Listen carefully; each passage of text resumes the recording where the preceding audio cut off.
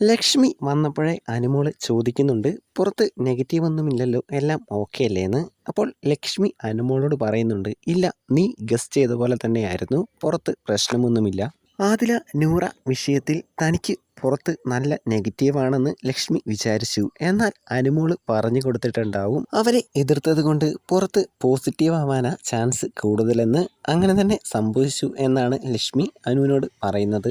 ഇവിടേക്ക് വന്ന കുറച്ച് പേരൊക്കെ എന്നെ ഇപ്പോഴും ടാർഗറ്റ് ചെയ്യുന്നു, എന്തിനാണെന്ന് എനിക്ക് മനസ്സിലാവുന്നില്ല, ഇവർക്കൊക്കെ എന്തിനാണിപ്പോൾ എന്നോട് ഇത്ര അസൂയ എന്ന് അനുമോള് പറയുന്നു. എനിക്ക് തോന്നുന്നത് അനുവിനോട് അസൂയൊന്നുമല്ല, അനു ചെയ്തത് പറഞ്ഞത് അതിന് അവർ കുറേ സൈബർ ബുള്ളിംഗ് ഒക്കെ നേരിട്ടു. അതിൻ്റെ ദേഷ്യമൊക്കെ അവരുടെ മനസ്സിലുണ്ട്. ഒരവസരം കിട്ടിയപ്പോൾ അവരതൊക്കെ ക്ലിയർ ചെയ്യാൻ നോക്കി, അത്രയേ ഉള്ളൂ.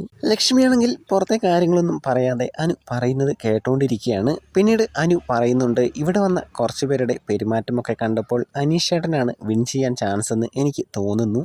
അത് പറയാൻ പറ്റില്ല, ചിലപ്പോൾ നിനക്ക് നെഗറ്റീവ് ആകാൻ വേണ്ടി അവർ അങ്ങനെ കാണിക്കുന്നതാകുമെന്ന് ലക്ഷ്മി പറയുന്നു. അനീഷേട്ടന് ഇപ്പോൾ കുറച്ച് ദിവസമായിട്ട് എന്തൊരു മാറ്റമാണ്, അടുക്കളയിൽ കയറി ഓരോന്നെടുത്ത് എല്ലാവർക്കും കൊണ്ടുപോയി കൊടുക്കുന്നു, എല്ലാവരോടും ഭയങ്കര സ്നേഹം, നല്ല സംസാരം, അങ്ങനെയൊക്കെ ചെയ്യുന്നു അനു ലക്ഷ്മിയോട് പറയുകയാണ്.